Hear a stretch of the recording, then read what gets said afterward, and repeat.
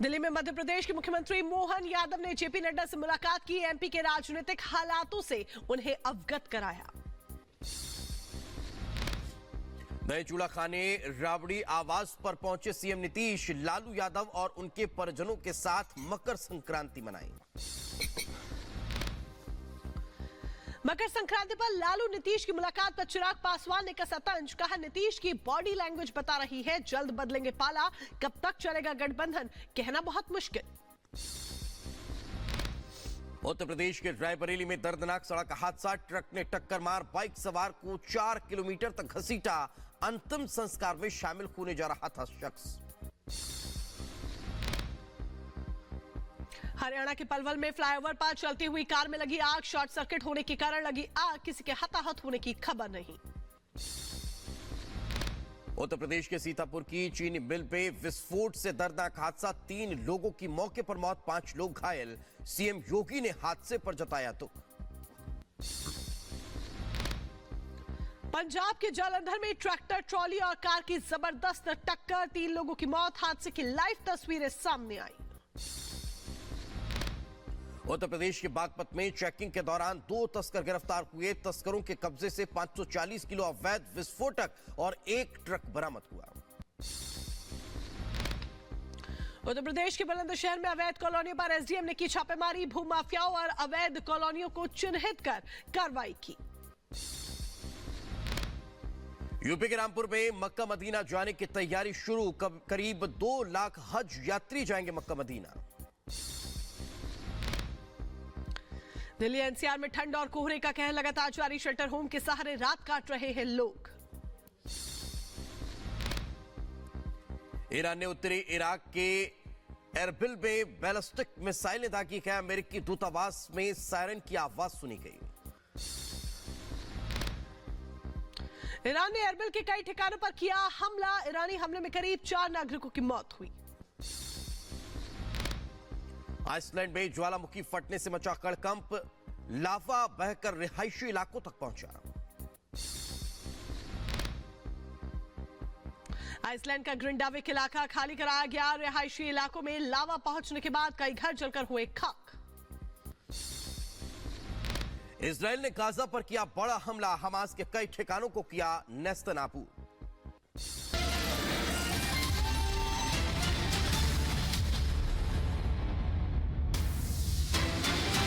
चलिए रुक इस वक्त की एक बड़ी खबर का करते हैं। बड़ी खबर सूत्रों के हवाले से आ रही है, जहां पर झारखंड के मुख्यमंत्री हेमंत सोरेन बयान दर्ज कराने के लिए तैयार हो गए हैं। दरअसल 20 जनवरी को ईडी के सामने बयान दर्ज कराने के लिए हेमंत सोरेन तैयार हुए हैं। ईडी ने सोरेन को अब तक 8 समन भेजे हैं और देखिए 8 समन के बाद अब जाकर जब बैक टू बैक समन भेजे जाते हैं, बैक टू बैक नोटिस भेजे जाते हैं हेमंत सोरेन को, उसके बाद अब जाकर सूत्रों के हवाले से बड़ी खबर यह निकलकर सामने आई है कि अपना बयान दर्ज कराने के लिए तैयार हो गए हैं झारखंड के मुख्यमंत्री हेमंत सोरेन। और 20 जनवरी की संभावना जताई जा रही है कि 8वां समन मिलने के बाद 20 जनवरी को ईडी के सामने बयान दर्ज कराने के लिए हेमंत सोरेन तैयार हुए हैं।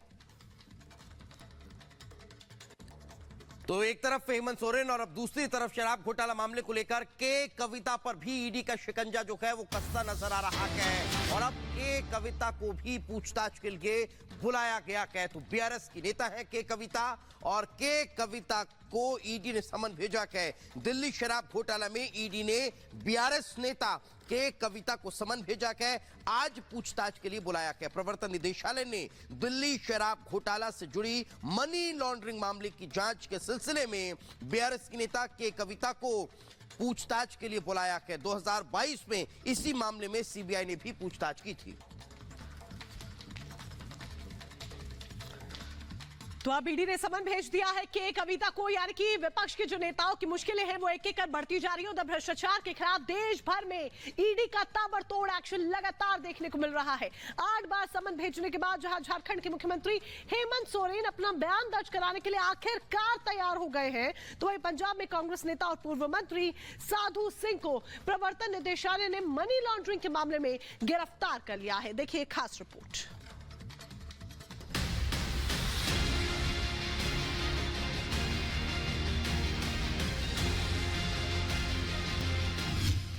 ईडी का एक्शन, भ्रष्टाचारियों में टेंशन। प्रवर्तन निदेशालय का हंटर, पंजाब के पूर्व मंत्री अंदर।